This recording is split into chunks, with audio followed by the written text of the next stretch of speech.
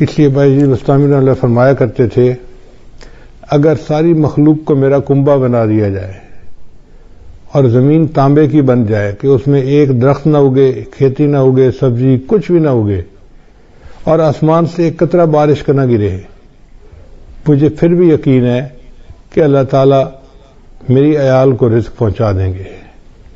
اللہ تعالیٰ وہ ذات ہے جو انسانوں کو، حیوانوں کو، پرندوں کو، چرندوں کو، کیڑے مکوڑوں کو، ہر کسی کو رزق پہنچاتا ہے، حتیٰ کہ بند پتھر کے اندر کچھ کیڑے ہوتے ہیں ان کیڑوں کو بھی اللہ روزی پہنچاتا ہے۔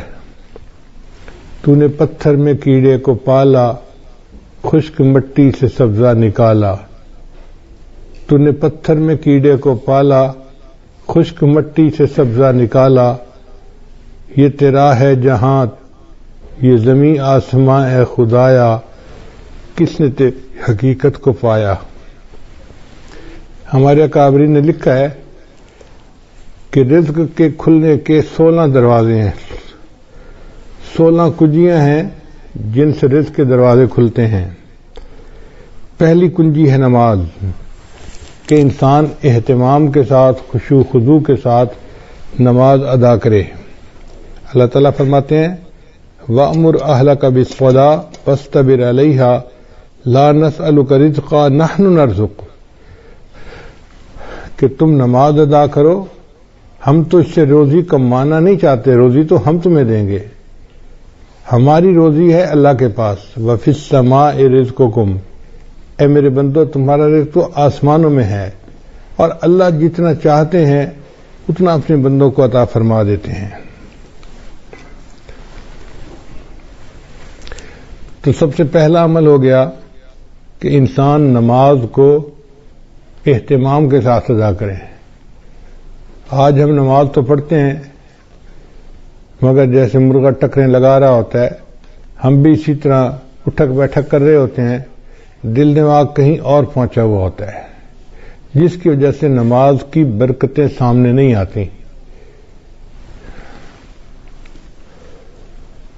دوسرا رزق کا دروازہ ہے استغفار کی کثرت کرنا۔ چنانچہ اللہ تعالی ارشاد فرماتے ہیں استغفروا ربکم انہ کان غفارا، اپنے رب کے سامنے استغفار کرو، اللہ گناہوں کو معاف کرنے والا ہے۔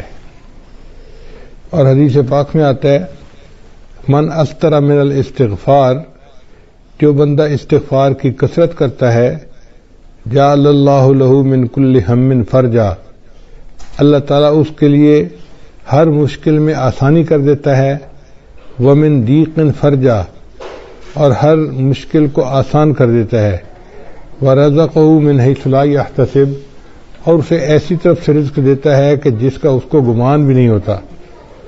تو گویا استغفار کے زیادہ کرنے سے اللہ تعالیٰ بندے کو رزق ایسی طرف سے دیتے ہیں جس کا اس کو گمان ہی نہیں ہوتا، اور اس کے رزق کی پریشانی کو دور کر دیتے ہیں۔ پھر تیسرا رزق کا دروازہ ہے اللہ کے راستے میں خرچ کرنا، اس کو کہتے ہیں انفاق فی سبیل اللہ۔ اس لیے کہ جو بندہ اللہ کے راستے میں خرچ کرتا ہے اللہ تعالیٰ اس کو واپس لوٹاتے ہیں۔ اللہ تعالیٰ فرماتے ہیں وما انفقتم من شیء فهو یخلفہ، تم اللہ کے راستے میں جو خرچ کرو گے وہ اللہ تمہیں اس کا بدلہ دے گا۔ ہم 1 روپیہ خرچ کرتے ہیں، اللہ ہمیں اس کے بدلے 10 عطا فرماتے ہیں، 20 عطا فرماتے ہیں، 70 عطا فرماتے ہیں، حتیٰ کہ کئی مرتبہ 1 کے بدلے 700 عطا فرماتے ہیں۔ لوگ کہتے ہیں جی کہ ہم کہاں سے پیسہ دیں، ہماری تو ضرورتیں پوری نہیں ہوتی۔ بھائی ضروری نہیں کہ انسان لاکھوں دے، جتنا بھی غریب آدمی ہے 5-10 روپے خرچ کرنا تو کوئی مشکل کام نہیں ہوتا۔ تو ہمیں چاہیے کہ ہم مسکینوں پہ، فقیروں میں خرچ کریں، یا مدارس کے جو طلباء ہیں ان کے لیے مطبخ میں خرچ کریں۔ چونکہ ہم اللہ کے راستے میں خرچ کریں گے تو اللہ تعالیٰ اس قرض حسنہ کو واپس لوٹا کر رہیں گے اور کئی گنا کر کے لوٹائیں گے۔ تو دیکھنے میں ہم 1 دے رہے ہوں گے اور دوسری طرف سے 10 ہماری جیب میں واپس آ رہے ہوں گے، مگر یہ نفع کا کاروبار ہر بندے کو کرنا نہیں آتا، لوگ پریشان ہو جاتے ہیں۔ تو پہلا دروازہ تھا نماز کو اہتمام کے ساتھ ادا کرنا، دوسرا دروازہ تھا استغفار کی کثرت کرنا، تیسرا دروازہ تھا کہ اللہ کے راستے میں اپنے مال کو خرچ کرنا، اور چوتھا دروازہ ہے دین کے لیے ہجرت کرنا۔ جیسے بعض لوگ سعودی عرب چلے جاتے ہیں یا ایک شہر سے دوسرے شہر چلے جاتے ہیں تو ان کے کام کاروبار میں برکت آ جاتی ہے، لیکن جن لوگوں کو اللہ نے وطن کی روزی دی ہوئی ہے وہ خوش نصیب ہیں، وہ اللہ کی اس نعمت کا شکر ادا کریں۔ ہر بندے کو یہ نعمت نصیب نہیں ہوتی۔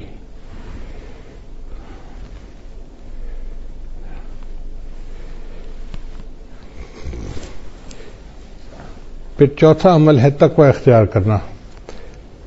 اللہ تعالیٰ فرماتے ہیں وَلَوْ أَنَّ أَهْلَ الْقُرَىٰ آمَنُوا وَاتَّقَوْا لَفَتَحْنَا عَلَيْهِمْ بَرَكَاتٍ مِّنَ السَّمَاءِ، اگر یہ بستی دیسوں والے ایمان لاتے، تقوی کو اختیار کرتے تو ہم ان کے لیے آسمان سے برکتوں کے دروازے کھول دیتے۔ تو گناہوں سے بچنے پر اللہ تعالیٰ رزق کے دروازوں کو کھول دیتے ہیں، اور آج گناہوں کی وجہ سے رزق کے دروازے بند ہیں اور ہم پریشانیوں کا شکار ہیں۔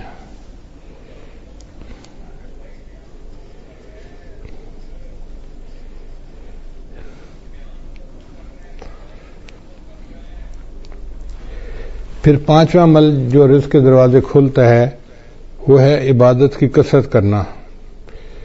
حدیث مبارکہ ہے، اللہ تعالیٰ ارشاد فرماتے ہیں، یہ حدیث قدسی ہے، ابن آدم، اے آدم کے بیٹے، تفرغ لعبادتی، میری عبادت کے لیے تو فارغ ہو جا، املا صدرک انی واسد فقرک، املا صدرک غنن، میں تیرے سینے کو غنا سے بھر دوں گا اور تیرے فقر کو ختم کر دوں گا۔ تو دیکھیں عبادت کرنے سے اللہ تعالیٰ سینے میں بے نیازی ڈال دیتے ہیں اور بندے کے فقر کو ختم کر دیتے ہیں۔ اس لیے اللہ کا ذکر کثرت سے کرنا، قرآن پاک کی تلاوت کرنا، نیکی کرنا، یہ انسان کے رزق میں برکت کا دروازہ ہے۔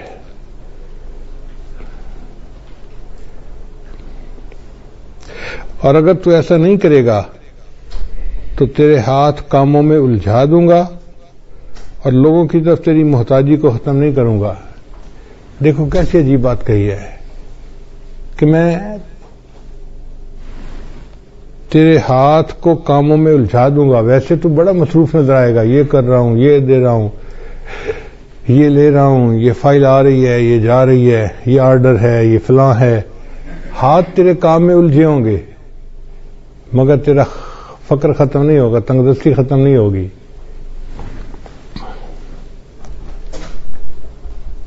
اور چھٹا عمل جس سے رزق کے دروازے کھلتے ہیں وہ ہے حج اور عمرے کی کثرت کرنا۔ اگر اللہ تعالیٰ توفیق دے تو بندے کو چاہیے کہ کثرت سے عمرہ کرے اور بار بار حج کرے۔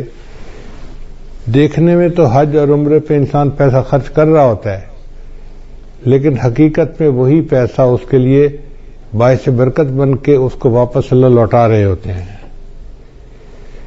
چنانچہ نبی علیہ السلام کے پاس جب کوئی بندہ رزق کی شکایت کرتا تھا تو نبی علیہ السلام اسے مشورہ دیتے تھے کہ تم عمرہ کرو۔ عمرہ کر کے جو دعائیں مانگتا تھا تو اللہ تعالیٰ رزق کی پریشانی کو دور فرما دیتے تھے۔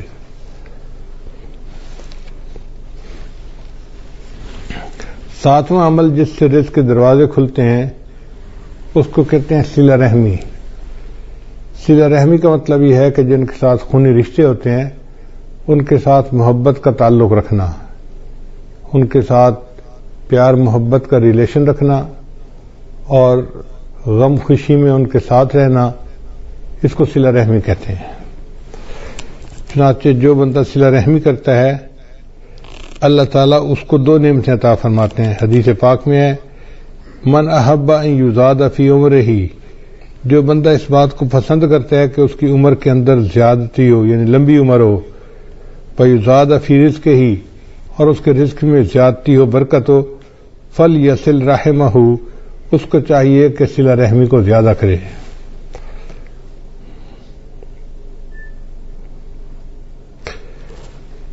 پھر 8واں دروازہ ہے رزق کے کھلنے کا، کمزوروں سے حسن سلوک، کہ جو لوگ کمزور ہوتے ہیں، بیمار ہوتے ہیں، بوڑھے ہوتے ہیں، ان کے ساتھ حسن سلوک کرنا۔ حدیث مبارکہ میں آتا ہے کہ تمہیں اپنے کمزور اور ضعیف لوگوں کی وجہ سے نصرت ملتی ہے۔ اللہ تعالیٰ قرآن مجید میں فرماتے ہیں وَلَوْ يُؤَاخِذُ اللَّهُ النَّاسَ بِمَا كَسَبُوا، اگر اللہ تعالیٰ پکڑ لیتا انسانوں کو جو عمل وہ کرتے ہیں، مَا تَرَكَ عَلَى ظَهْرِهَا مِن دَابَّةٍ، تو زمین کی سطح کے اوپر کوئی ایک بھی جاندار باقی نہ بچتا۔ اگر اللہ پکڑنے پہ آتا نا جو تم اعمال کرتے ہو، تو کوئی انسان نہ بچتا، کوئی جانور نہ بچتا، زمین کے اوپر کچھ بچتا ہی نہ۔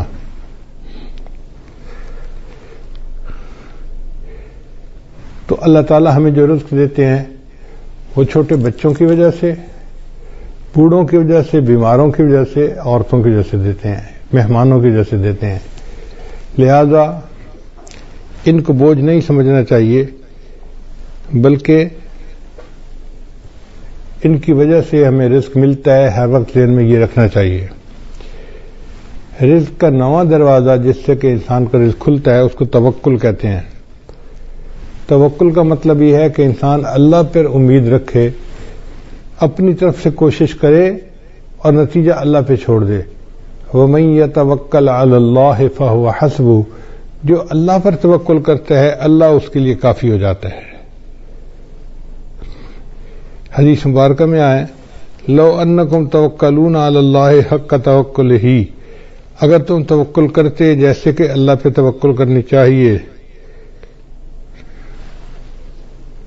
لرزقکم کما یرزق الطیور، تو اللہ تعالیٰ تمہیں اس طرح رزق پہنچاتے جس طرح اللہ تعالیٰ پرندوں کو رزق پہنچاتے ہیں۔ وہ صبح اپنے گھونسلے سے خالی پیٹ نکلتے ہیں اور شام کو اپنے گھونسلے میں پیٹ بھرے واپس آتے ہیں۔ انسان کا معاملہ الٹ ہے، بیچارہ گھر سے پیٹ بھر کے نکلتا ہے اور شام کو خالی پیٹ گھر واپس آتا ہے۔ اور پرندوں کا معاملہ دیکھو کہ وہ خالی پیٹ گھر سے نکلتے ہیں اور اللہ ان کو پیٹ بھر کے رات کو واپس گھر پہنچاتے ہیں، جبکہ پرندے اپنے لیے کوئی چیز جمع بھی نہیں کر سکتے۔ کوئی پرندہ آپ نے ایسا نہیں دیکھا ہوگا جو سال کی روزی جمع کر لے، انسان جمع بھی کر لیتا ہے، پھر اس کا یہ حال ہے۔ اور پھر جانوروں کا رزق بھی بہت ہوتا ہے۔ آپ اگر غور کریں تو ایک ہاتھی دن میں کتنا چارہ کھاتا ہوگا؟ ہمارے حساب سے منوں کے حساب سے، ٹنوں کے حساب سے کھاتا ہوگا۔ اس کا وزن ہی اتنا ہے، اور ہم نے جہاں بھی جنگل میں ہاتھی دیکھا اس کو ہر وقت چرتے ہوئے دیکھا۔ تو جو ٹنوں کے حساب سے کھانا کھاتے ہیں ان کے پیٹ اللہ بھر دیتے ہیں، اور انسان بیچارہ کتنا کھا لیتا ہے؟ بڑے سے بڑا پہلوان ہو تو 2 روٹی، اس سے پیٹ بھر جاتا ہے بندے کا۔ تیسری روٹی دیں بھی صحیح نا تو کہتے ہیں نا جی پیٹ بھر گیا۔ تو ہمارا پیٹ بھی چھوٹا ہے اور ہم گھر سے پیٹ بھرے نکلتے ہیں اور رات کو خالی پیٹ واپس آتے ہیں۔ بہتر ہے کہ ہم اللہ تعالیٰ کے اوپر توکل کریں، تو پھر دیکھیں کہ اس کی برکتیں کتنی ہوں گی۔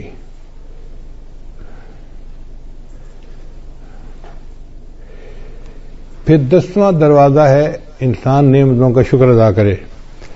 اللہ تعالیٰ فرماتے ہیں لئن شکرتم لازیدنکم، اگر تم شکر ادا کرو گے ہم اپنی نعمتیں تم پر اور زیادہ کریں گے۔ آپ دیکھیں ہمارے اوپر اللہ کی کتنی نعمتیں ہیں، ہم تو شکر بھی ادا نہیں کر سکتے۔ الحمدللہ ثم الحمدللہ کہ گھروں میں کھانا کھانے بیٹھتے ہیں تو 1 سالن 2 سالن تو معمول کی بات ہے۔ کبھی گوشت پکا ہوتا ہے، کبھی دال پکی ہوتی ہے، کبھی روٹی بنی ہوتی ہے، کبھی چاول بنے ہوتے ہیں۔ اب 2 قسم کے کھانے پڑے ہوتے ہیں، حالانکہ کھانا تو ایک بھی مل جاتا تو بہت تھا، مگر یہ اللہ کی نعمت ہے نا کہ اللہ کئی قسم کے کھانے دیتے ہیں۔ اور پھر یہ نہیں کہ کھانے ہی ہمیں ملتے ہیں، کھانے کے علاوہ وافر کھانے ہوتے ہیں۔ چنانچہ میں نے دیکھا ہے کہ کہ ہمارے پاس کئی دفعہ 8-10 مہمان آ جاتے ہیں نا، تو مجھے صرف اندر پیغام بھیجنا پڑتا ہے جی کہ مہمان ہیں، کوئی کھانے کے لیے تردد نہیں کرنا پڑتا. اللہ کے فضل سے اتنا کھانا ہوتا ہے گھر والوں کا بچا ہوا کہ 8-10 آدمیوں کا کھانا تو اسی میں ہی نکل آتا ہے. یہ اللہ کا کتنا بڑا کرم ہے، کتنا بڑا فضل ہے. ہم اللہ کی اس نعمت کا شکریہ ادا نہیں کر سکتے.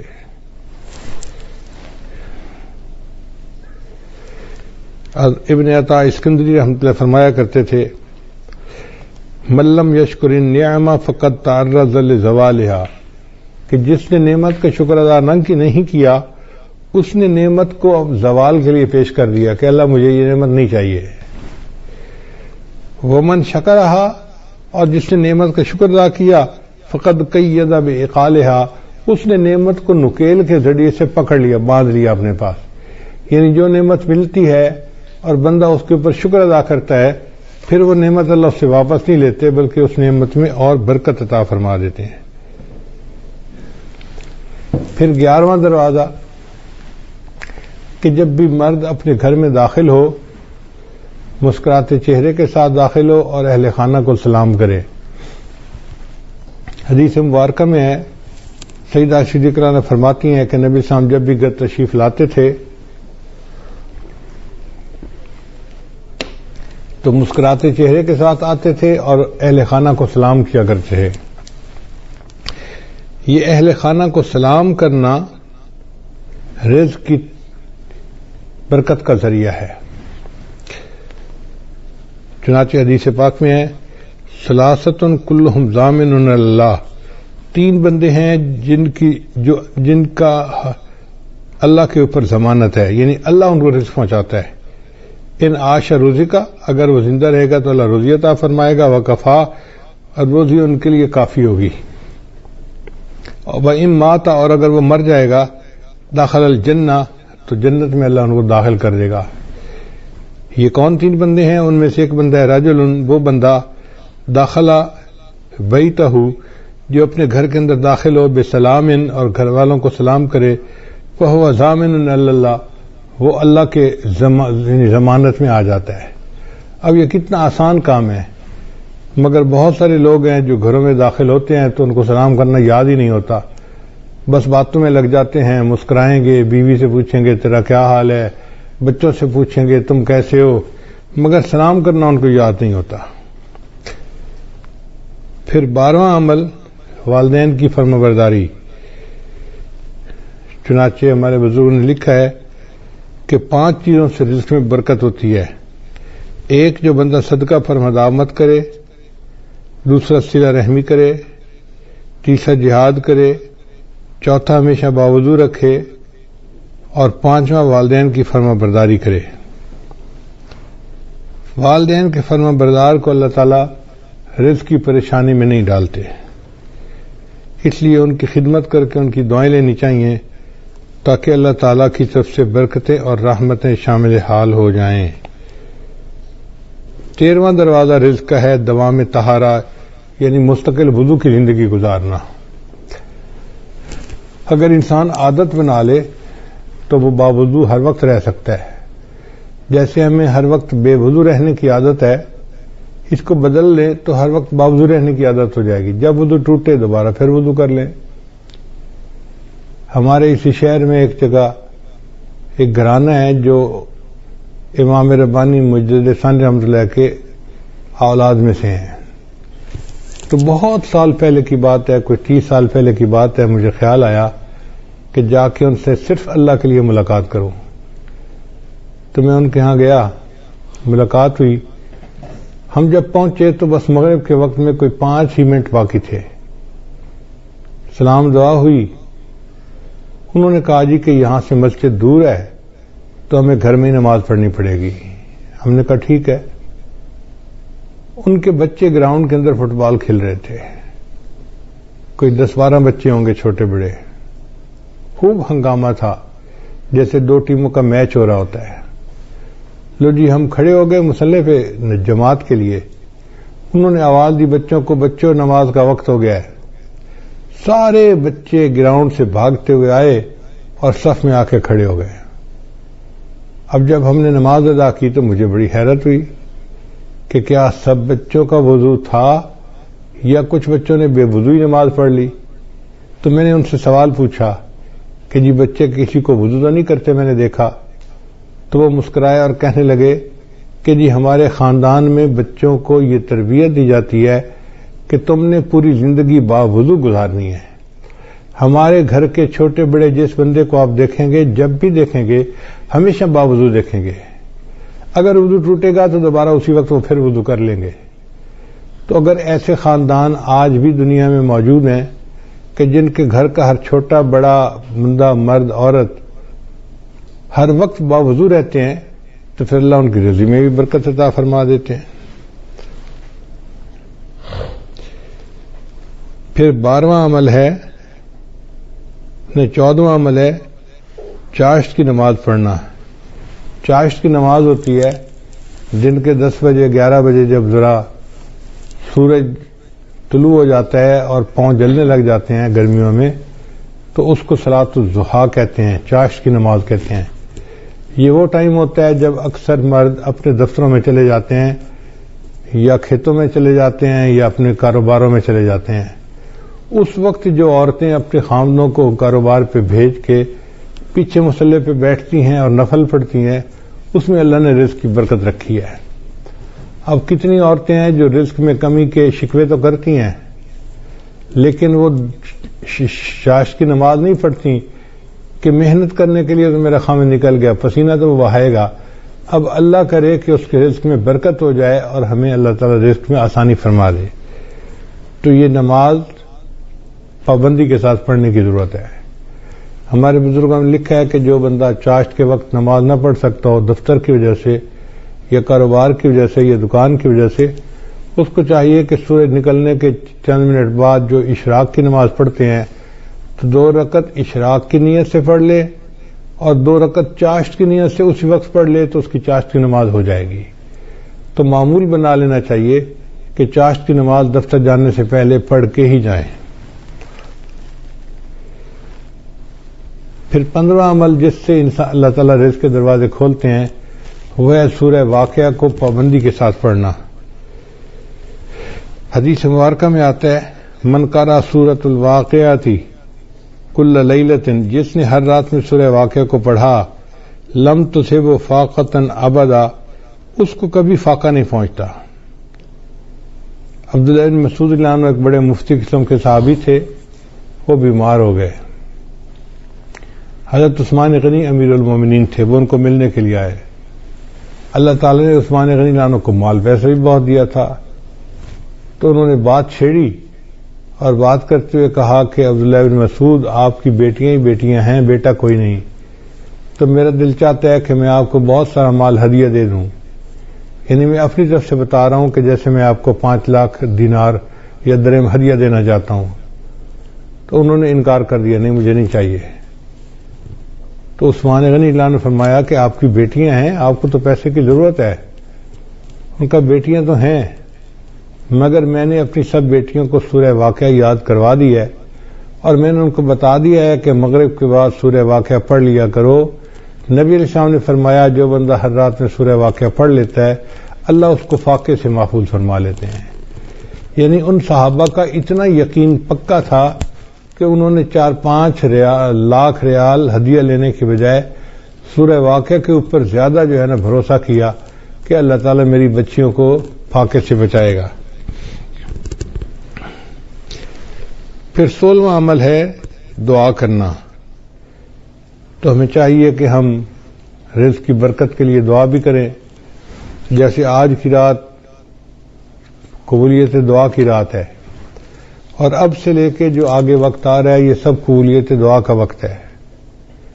یہ رزق کی جو فہرستیں ہیں یہ اب سے بننا شروع ہوتی ہیں اور یہ بنتی رہتی ہیں بنتی رہتی ہیں بنتی رہتی ہیں حتیٰ کہ 27 رمضان مبارک کو یہ فہرستیں اللہ تعالیٰ فرشتوں کو ہینڈ اوور کر دیتے ہیں ایگزیکیوشن کے لیے, عمل درآمد کے لیے.